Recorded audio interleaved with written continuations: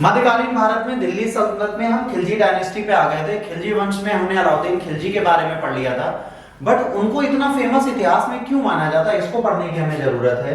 तो इन्होंने जो रिफॉर्म्स किए, जो सुधार किए, उसकी बात करेंगे। देखिए, हम इलबारी और स्लेव डायनेस्टी पढ़ चुके हैं, हम खिलजी डायनेस्टी पे, इसके खत्म होने के बाद हम एमबीटी और फिरोज शाह तुगलक पर आएंगे। तो ये इसके बाद वाला चैप्टर है, हम इस पे भी बहुत जल्दी आएंगे, बट आज हम इसको खत्म करेंगे ताकि खिलजी वंश का आज हम समापन कर पाए। ये पहले ऐसे शासक के एडमिनिस्ट्रेटिव रिफॉर्म्स की बात करेंगे। अलाउद्दीन खिलजी पहले सुल्तान थे जिन्होंने एक स्थायी सेना रखी और इन्हें कैश में दिया। अब सबसे बड़ी बात है, अगर हमें साम्राज्य विस्तार करना है तो हम सामंतशाही या एकता व्यवस्था पर इतने आश्रित नहीं हो सकते कि इक्तेदार हमें सेना देंगे तभी हम कार्य करेंगे।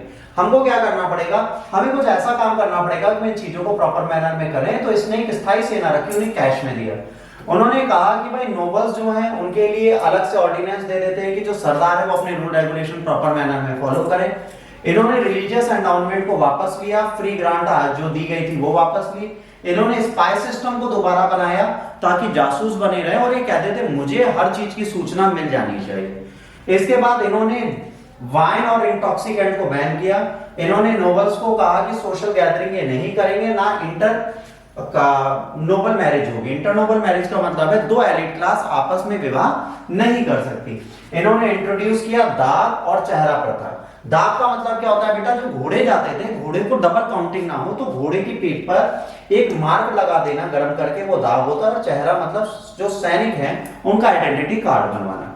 मार्केट सिस्टम, क्योंकि बेटा जब कैश में पेमेंट देनी है तो यहां पर इन्हें एक सस्ता सामान बेचना है, तो कहा जा सकता है कि पब्लिक डिस्ट्रीब्यूशन सिस्टम विश्व का सबसे पहला अगर भारत में किसी ने बनाया तो ये बनाने का काम अलाउद्दीन खिलजी ने किया।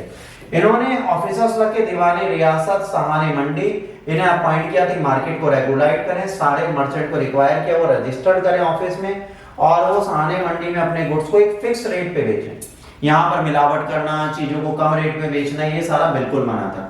मेजर मार्केट रिफॉर्म में इकोनॉमिक रेगुलेशन जो सुल्तान के तो बहुत जरूरी थे। इन्होंने जवाबित या डिटेल्ड रेगुलेशन बनाए, प्राइस कमोडिटीज का फिक्स किया, गेन हॉर्सेस कैटल स्लेव इन सब के लिए फिक्स किया रेट, और ये कहा कि ये कमोडिटीज और कहीं नहीं जा सकती और राज्य की परमिशन बिना प्राइस नहीं बढ़ा सकते। उन्होंने प्राइस को रेगुलेट करने की कोशिश की, डिस्ट्रीब्यूशन किया।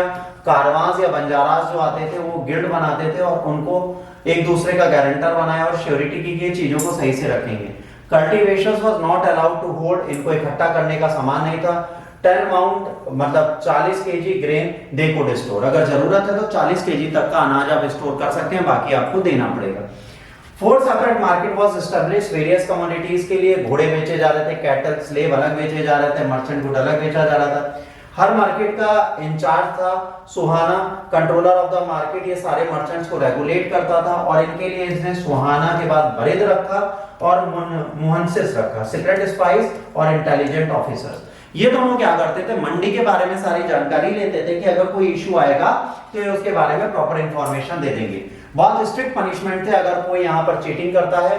सहाने मंडी अपॉइंट करता था स्ट्रिक्ट विजिलेंस के लिए। इन्होंने प्राइस रिड्यूस किए थे ताकि सैनिकों का खर्चा चल पाए और जो यहाँ पर आते थे वो सोल्ड करते थे, परमिशन मिलती थी जिसे बोलते थे परवाने रईस। ये ऐसा प्रोविजन राशनिंग का बनाया था कि जब फेमाइन आए, अकाल आए, सूखा पड़े या कभी अनाज की कमी हो, तब उस टाइम पर ये क्या करेंगे, इनको देंगे। सराय अदर एक मार्केट थी जो क्लोथ को बेचती थी, जो रॉयल पैलेस के आसपास बनाई जाती थी, जिसे बदायूं गेट बोलते हैं। हॉर्स ट्रेड की मोनोपोली थी अफगान और मुल्तानीज के पास, उन्हीं के पास से घोड़े आते थे। मर्चेंट घोड़ों को बेचते थे कहां पर, दीवाने अर्ज के पास सीधे आके। अब देखिए मार्केट रिफॉर्म जब अलाउद्दीन खिलजी ने कर दिए तो बहुत इंपॉर्टेंट चीज हो गई। और मार्केट रिफॉर्म्स के बाद अब इनका पतन कैसा होगा ये हम अगले लेक्चर में पढ़ेंगे। होपफुली आपको ये समझना पड़ेगा कि अगर आप इस चीज को ठीक से पढ़ते हैं तो खिलजी डायनेस्टी आपको याद हो जाएगी।